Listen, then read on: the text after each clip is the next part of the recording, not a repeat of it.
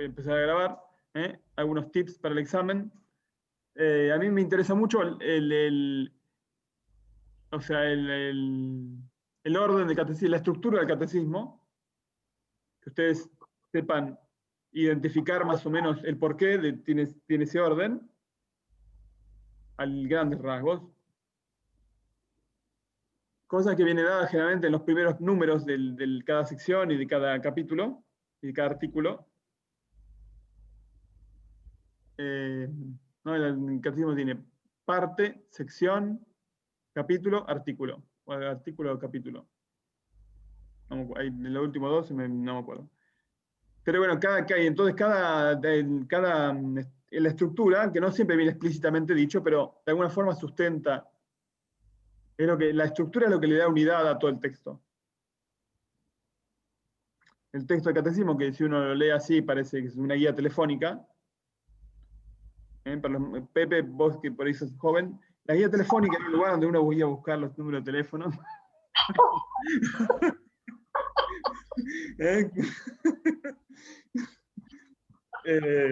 Y más o menos, Pepe, ¿vos llegaste a conocer alguna? Pero no usaste ninguna, es una pieza de museo para vos. Las he visto, pero poco uso. Sí, por eso. Igual varias veces tuvimos que ir a pelear las guías porque se perdían de vez en cuando. Sí, Entre pero por otras eso. cosas, varios problemas. Sí, es verdad. Pero en la época era un elemento imprescindible para comunicarse. ¿Qué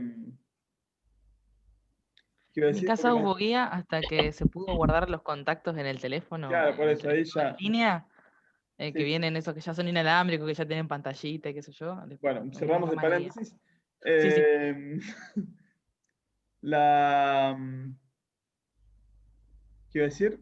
El catecismo, a eso venía el ejemplo, parece una guía telefónica, ¿no? Si uno lo lee, a veces parece como muy numeritos y uno puede perder. Es muy importante descubrir el sentido de la unidad que hay detrás, ¿no? Para que no parezca una cosa tan analítica. Entonces, por eso me interesa mucho que ustedes entiendan la estructura que está detrás. Porque eso es lo que le da unidad y es lo que después ustedes pueden encontrar un tema, además. Eso yo hice mucho hincapié en las clases, ¿no?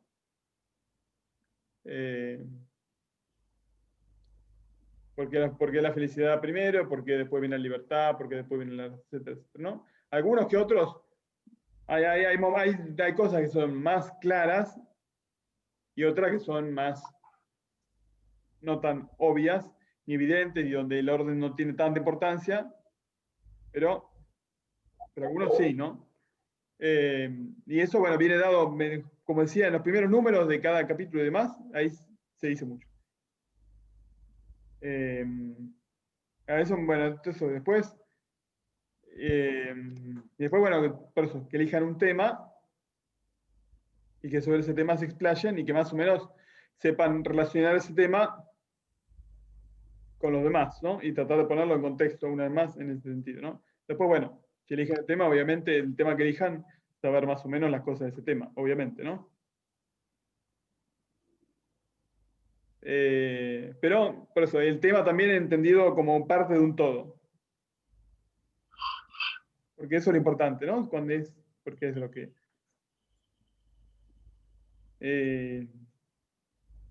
la vida es algo entero, por más que en la mente lo dividamos, ¿no? Y, digamos, y la experiencia moral, cuando uno obra, no es que está pensando, bueno, ahora estoy usando la razón, ahora uso la voluntad, hago la elección. Digamos, todos estos nombres son son nombres que se dan reflexivamente a un proceso que la razón hace naturalmente y espontáneamente. Entonces, por eso es tan importante que uno de alguna forma los tenga claro y los interiorice de alguna forma, ¿no? Por eso que los entienda más o menos en el todo de la acción. Más o menos, ¿no?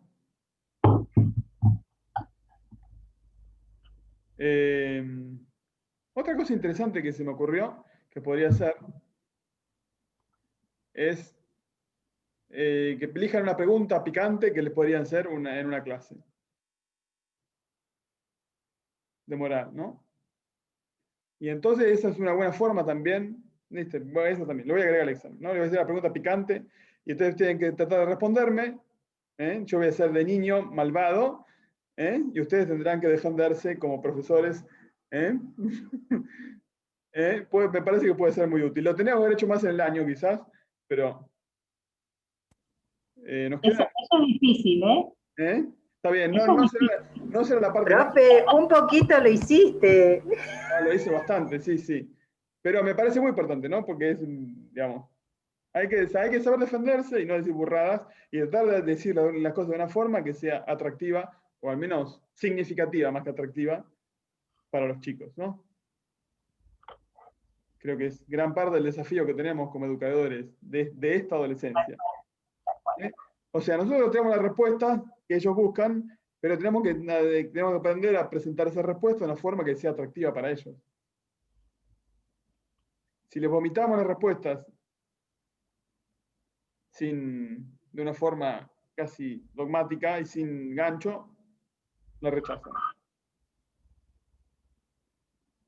Es difícil, ¿no? Pero bueno. ¿Cómo se aprende a ser atractivo? Bueno, qué sé yo, no sé. Tendría que hacerlo yo en primer lugar, así que... Pero bueno, se aprende también con la práctica, creo, ¿no? Sí, Uno va aprendiendo.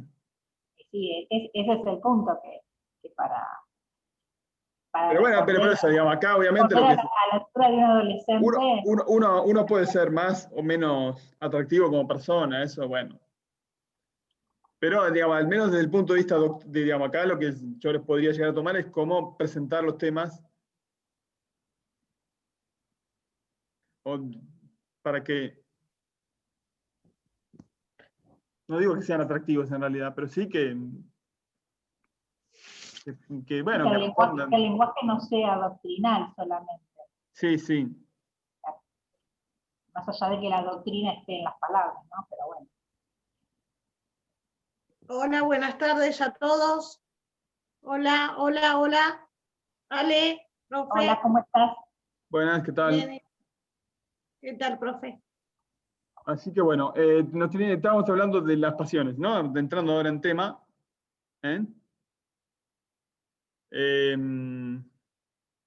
Habíamos hablado de las pasiones, si no me equivoco, ¿no? Y nos tocaba un poco de empezar a hablar de cómo toda esa afectividad se une con la razón para formar las virtudes.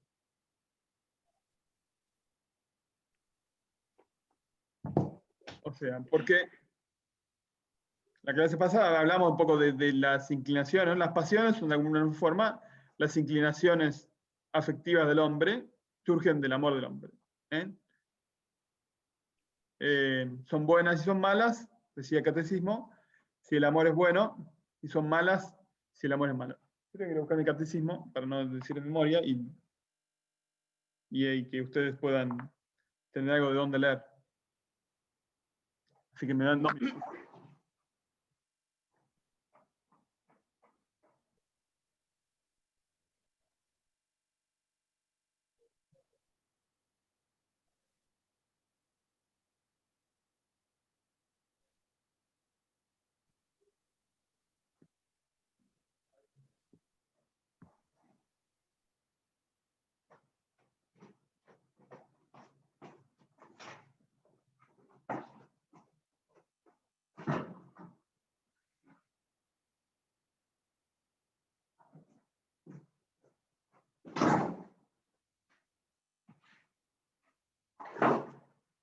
Bien. O sea, por eso decíamos las pasiones, ¿no?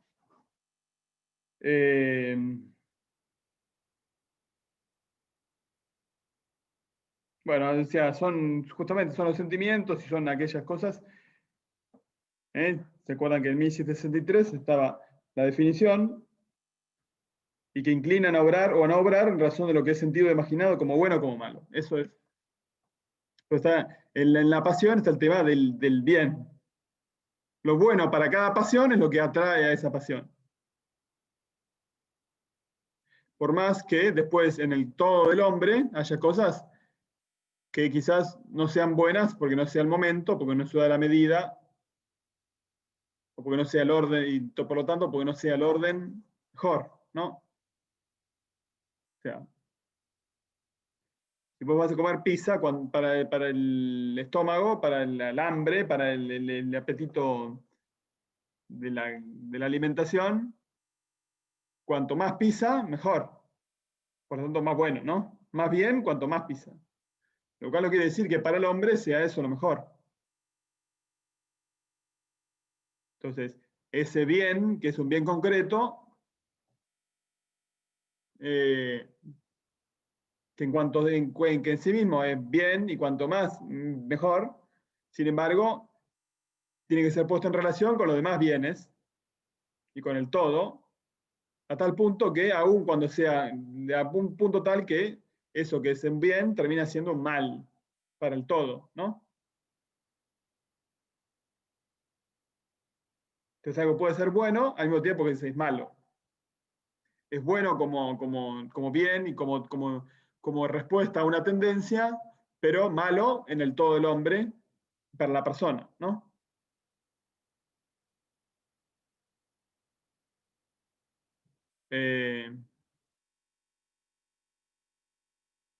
Entonces, bueno, y en el hombre hay distintos bienes. Esas inclinaciones en el hombre que lo inclinan a obrar, o sea, y que dan lugar a las pasiones, esas inclinaciones generan unas tendencias y cada tendencia es un bien propio, particular. Y en cuanto son muchas, hay algunas, digamos, a veces entran en conflicto. Querer comer una pizza puede estar en conflicto con la justicia, ¿no? El bien de la justicia que me dice que tengo que dar la mitad de la pizza a mi compañero. Entonces, mi hambre quiere comer toda la pizza, pero mi voluntad, iluminada por la razón, me dice que lo justo es darle al otro lo que es de él, que corresponde media pizza. Entonces, de una parte quiero comerme toda la pizza y de otra parte quiero darle la mitad de la pizza al otro. Entonces hace que hay como un conflicto entre esos dos bienes, ¿no? Entonces entre los dos, en ese conflicto, ¿cuál es mejor bien de los dos?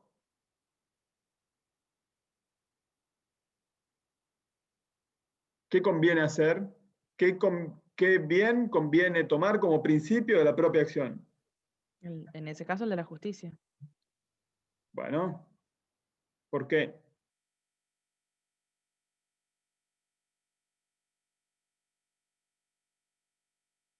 A ver. El del bien para la otra persona también. O sea, el bien de uno y sobre todo el del otro. Muy bien, ¿no? Pero ahora dicho más técnicamente y yendo menos a los fundamentos, pero más, está bien, igual está bien, ¿no? Pero o sea, ¿qué es lo que en sentido concreto es lo que llamamos el bien de la razón?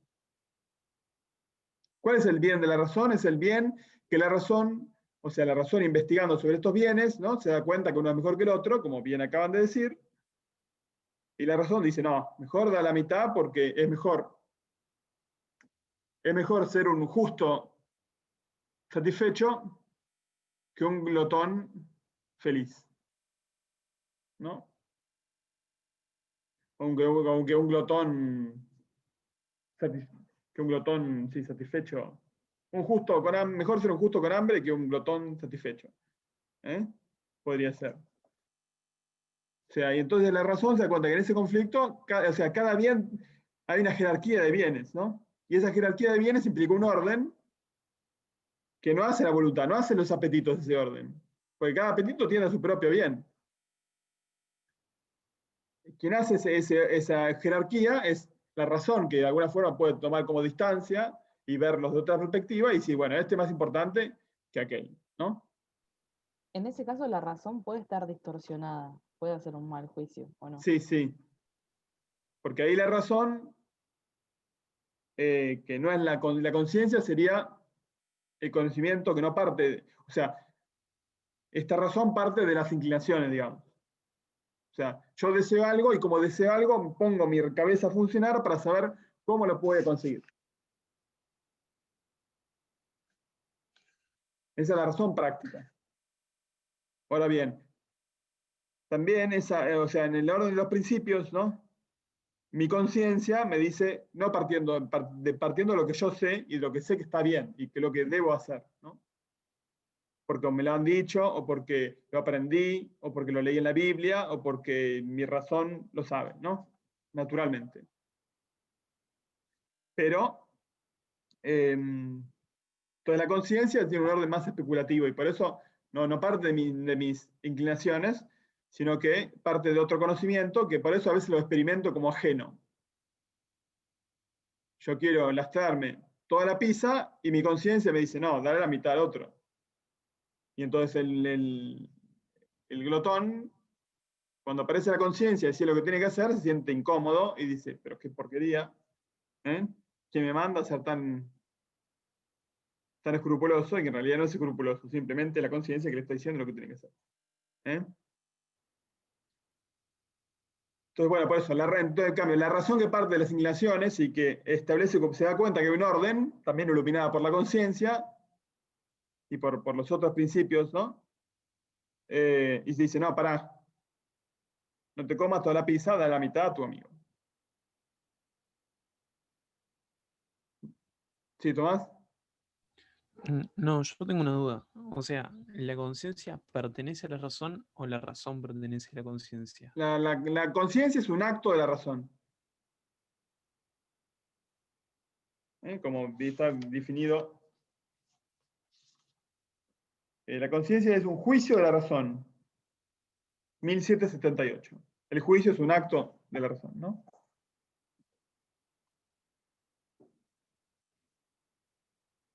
O sea, la conciencia dice, esto está bien, esto está mal. Mientras que la razón práctica, ¿no? Y la prudencia sería, cuando es virtuosa, dice, hace esto. ¿Se entiende la diferencia? Una cosa es un juicio de valor sobre algo, en cambio el otro es un imperativo. Es un motor para hacer algo. Es un precepto. Un mandato. Así lo define. Entonces, Profesor, sí, esto de que la conciencia es un juicio, de la razón. sí, Esto coincide con la definición de conciencia en filosofía, en ética, sí, ¿verdad? sí. Acá. Solo que, bueno, sí, o sea, hay ciertas concepciones de la conciencia, sobre todo en el tomismo medio del neotomismo, que identificaban la conciencia con la prudencia. Por una dificultad a percibir, ¿no? la especificidad de la razón práctica. Esto, si no entendieron nada, quédense tranquilos. O sea, yo le estoy hablando ya desde esta corrección, que a mi modo de ver es mucho más fiel a Santo Tomás, y no solo a mi modo de ver, sino a muchos otros a quien sigo. En el catecismo hay una cierta oscilación a mi modo de ver, pero bueno, no importa. O sea, lo importante es esto, lo que yo quiero decir, ¿no? Que, o sea, que en la experiencia, bueno, en la experiencia del obrar, uno descubre, ¿no? Dos voces, dos voces interiores. Una que te dice, hace esto que está bien, hace lo que está bien, y otra que te dice, hace esto porque te gusta. O sea, hay uno que te dice, o sea, yo pongo siempre el ejemplo del tipo que le dicen que no coma con sal, le invita a comer un asado, y tenés el bife ahí, y tenés la voz del médico, te dice, no, eso te hace daño, y después está el salero ahí, ¿no? Es como si, ¿le pongo sal o no le pongo sal? ¿A quién obedezco? ¿A mi conciencia o a mis gustos? O sea, es la razón, pero trabajando desde dos principios distintos, ¿no? A partir de lo que me gusta y de lo cual me inclino, o aquello a lo cual, o mi conciencia. ¿Se entiende? Hay como dos juicios, un juicio práctico concreto y un juicio que es de orden más intelectual, que es el de la conciencia. Bien, entonces,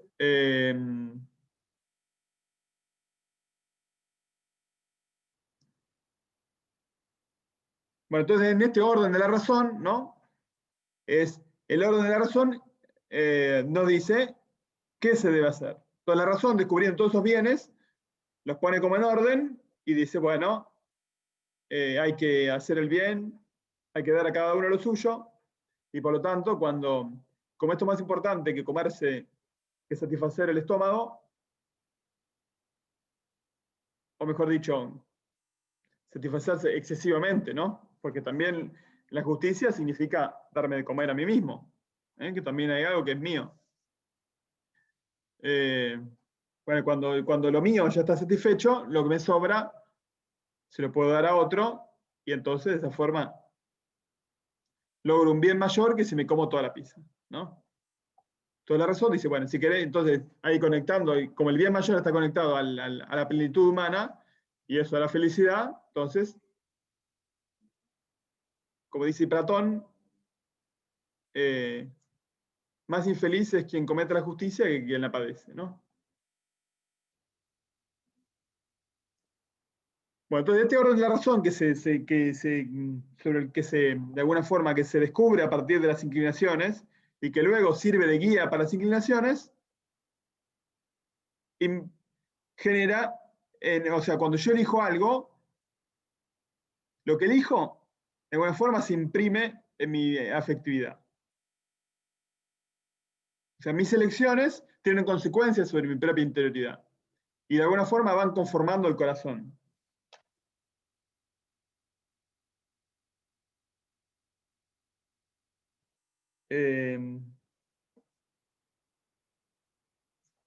Van haciendo que, sí, van conformando el corazón de tal forma que cuando yo elijo algo, por ejemplo, ¿no? Volver al ejemplo este tonto de la pizza y de darla o comérmela toda o dársela al otro. Lo que yo elijo, si yo elijo comerme toda la pizza, yo de alguna forma, mi corazón queda como de alguna forma inclinado hacia la pizza y no hacia la persona del otro. En la próxima pizza que yo me coma, ya no parto de cero como la anterior, que nunca se parte de cero en realidad, pero bueno, sino que ya parto de alguna forma habiendo tenido una previa elección que me inclina hacia uno de los dos lados, ¿no? Entonces, si yo cedo a mis impulsos y me como toda la pizza, la próxima vez que esté en la misma situación, estaré más propenso que antes a comerme toda la pizza, ¿no? Como que de alguna forma mi afectividad es plasmada por mi libertad.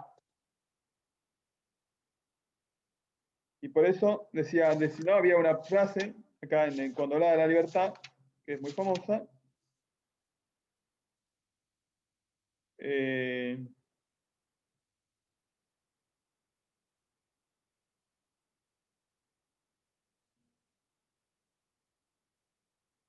Bueno, acá no está, entonces no me acuerdo. Pero que uno es padre de sus propios actos. ¿Dónde está?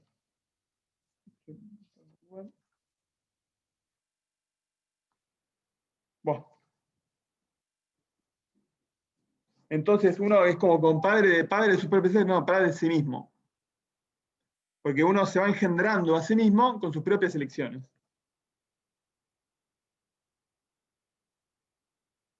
Entonces, cada elección que yo tengo, cada elección del corazón, ¿no? Lo que yo elijo desde adentro de mi corazón es lo que de alguna forma me va plasmando. No tanto lo de afuera, sino lo de adentro. O sea, la imposición externa de una conducta genera autómatas. Gente que repite una acción, como los perros de Pavlov repetían, ¿no? Las acciones. O sea, genera un reflejo, pero una cosa que es automática. Y y que cuanto más automática es, menos libre es. A vos te enseñan, ¿no?, a no poner los codos sobre la mesa, y entonces te retan cuando lo haces, y entonces después, cuando sos grande, comes, no pones los codos sobre la mesa, por decir una estupidez, ¿no? O te enseñan en la escuela que hay que, ¿no?, cuando suena la campana, hay que pararse, paradito así, y entonces vos estás. Esa, digamos, la educación exterior solo genera costumbres. Lo que realmente forma el carácter y lo que determina es la elección interna del corazón. O sea, a un niño será bueno y hará de eso una virtud, digamos, solamente si ese mandato exterior que recibe, él lo elige interiormente. ¿Y por qué lo va a elegir interiormente? Porque lo ve bueno para sí. Si vos lo retás y lo amenazás, él probablemente logre hacer lo que vos quieres que haga, pero no vas a cambiar su corazón.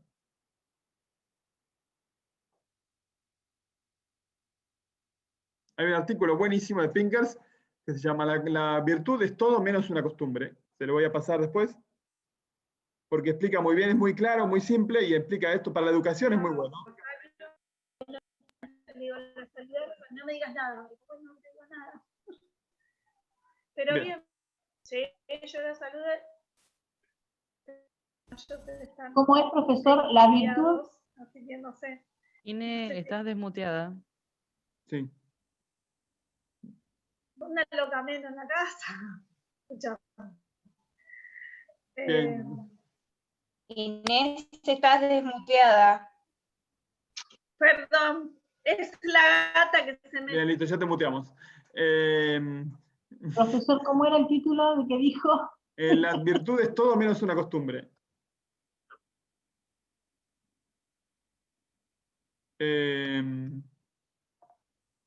Gracias.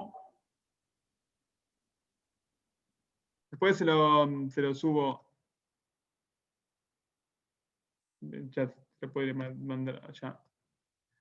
Bueno, después lo subo. Pero es interesante porque esto aplica esto a la educación, ¿no? Esto es muy importante. O sea, ¿qué es lo que educa realmente? Lo que educa es hacer que, o sea, suscitar en el otro el deseo de elegir el bien. O sea, la disciplina exterior genera autómatas. Gente que repite actos, pero que no los elige.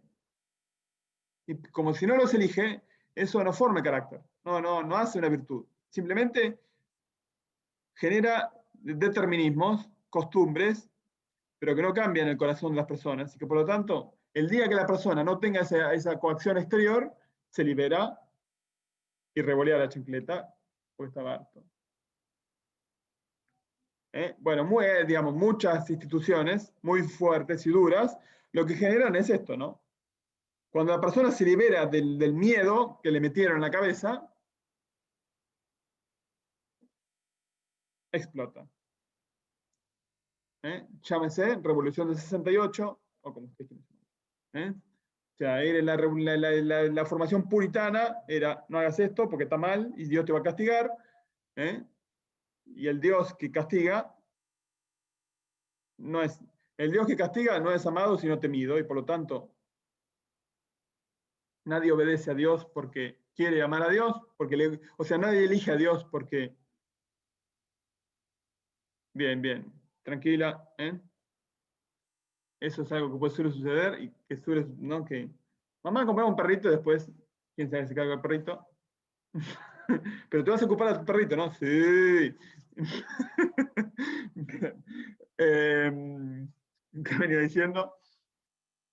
Digamos, la educación interior, ¿no? Sí, perdón, pero que tal cual.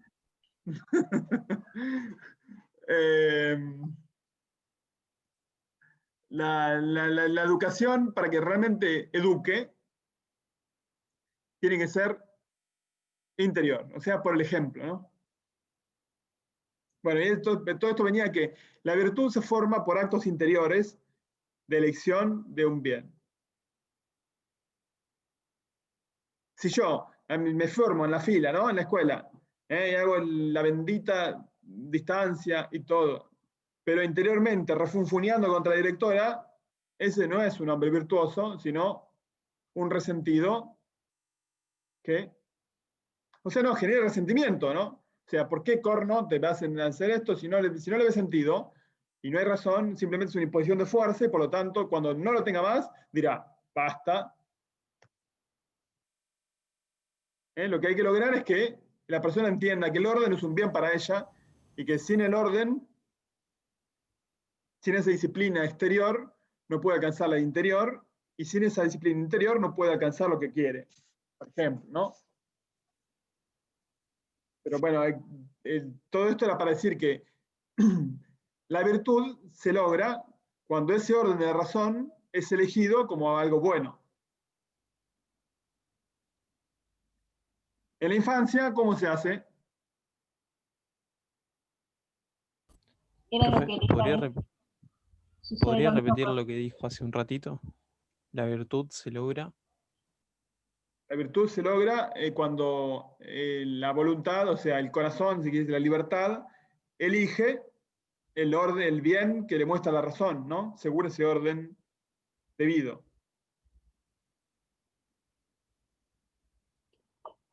O sea, el hombre que está delante de la pizza, si elige darle la mitad al otro, entonces, no porque lo van a retar, o porque tiene miedo, a lo que, o qué va a decir mi mamá, qué va a decir fulanito de esto, como me comí toda la pizza. Me van a decir que soy engordo, que no sé cuánto, que soy un egoísta y no sé qué. No, si lo hace por amor al otro, es decir, porque considera que el bien del otro, que su propio bien que su propio bien pasa por darle la mitad al otro, si lo elige por eso, entonces ese acto va como ayuda a formar la virtud de la justicia. En cuanto que cuando la justicia es Cuando usted elegida, preguntaba, profe, cómo se hace en la niñez, bueno, por eso en la niñez, acá hay otro libro muy bueno, que les recomiendo leer alguna vez en la vida, que se llama Animales Racionales y Dependientes, de Alasdair MacIntyre. Muy bueno. También se los puedo poner si quieren. ya nos había comentado. Bien. Ahí explica muy bien, ¿no? Entonces, en la infancia, esto se va a terminar en cualquier momento. En la infancia, el niño que no sabe cómo hacer, o sea, el niño vive de sus caprichos y de sus impulsos. Haría lo que le parece en el momento. Tiene que ver a alguien que ya teóricamente ha hecho ese paso y se da cuenta que no siempre seguir el impulso del momento, a lo mejor, que le diga, no, ahora no, el dulce de leche